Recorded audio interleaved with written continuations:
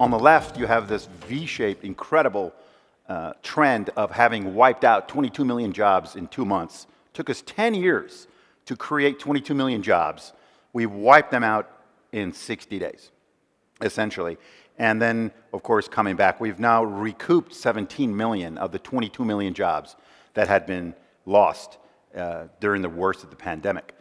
And if you look at the corresponding rebound in retail sales, we are still a consumption-driven economy. A consumer accounts for more than 70% of our economic output. So retail sales, as you can see, are now well ahead of where they were pre-pandemic. I diagrammed for myself what had happened in the 08-09 crisis and what was happening at that time for us now in the pandemic. And that really crystallized something very, very important. 08 and 09 being the most recent crisis that we can all relate to, of course. The 08-09 crisis was caused by a sick banking system, by a sick credit system that basically spread.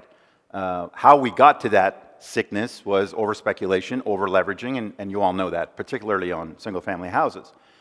But the fact that the system itself was hit very, very hard internally because of a sick credit and banking system that did not have a lot of liquidity, which then spilled over to the rest of the economy. And secondarily, the response to that, because there had been no playbook, because there had been no previous cycle like 08 or 09, took 13 months to basically come to fruition. TARP, which was the largest stimulus package, came 13 months into the first signs of the Great Recession.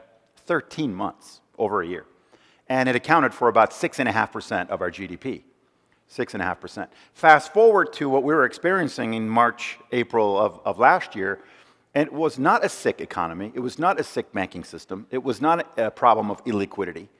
It was a problem of a pandemic, which led to a forced economic shutdown.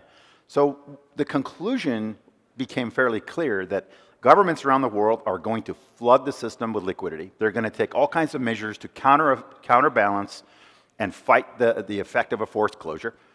And that's exactly what happened. So if you look at the money supply chart here, is unprecedented amount of liquidity that has been injected into the system, not just in the United States, but around the world. That equated, for us anyway, to roughly 25% of GDP. So this notion of a swift response, having come in 7 weeks versus 13 months, and 25% of GDP versus 6, is the underpinning of everything we're experiencing today and will for the next at least 12 to 18 months. The expectation over the next few decades is that $68 trillion of wealth is going to be transferred from baby boomers, who were 80 million plus strong, to their kids. Millennials were just as big, almost 80 million, and future generations. That wealth transfer in the United States is a massive tidal wave of demand for investments. So much of the capital has been going to secondary and tertiary markets.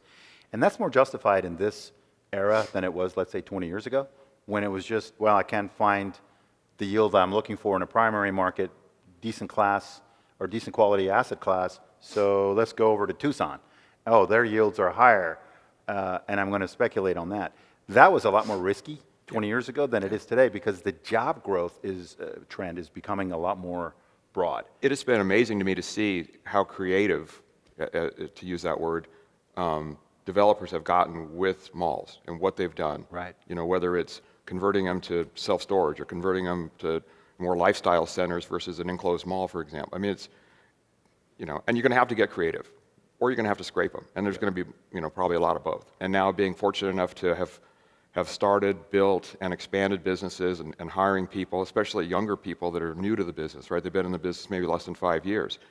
Given the fact I am on the downside of my career, right, which is one of the reasons, not that I'm on the downside of career, but I mean, one of the reasons that I was honored to be part of California Mortgage Bankers and get on the board was to try to give back, right, was to try to give back to the industry that's been so good to me and my family, but also to help the people that are new in the business, the 20s and 30-year-olds that are coming up in the business, and try to impart, some of the things that I've learned through, 6 or 7 or 8 cycles.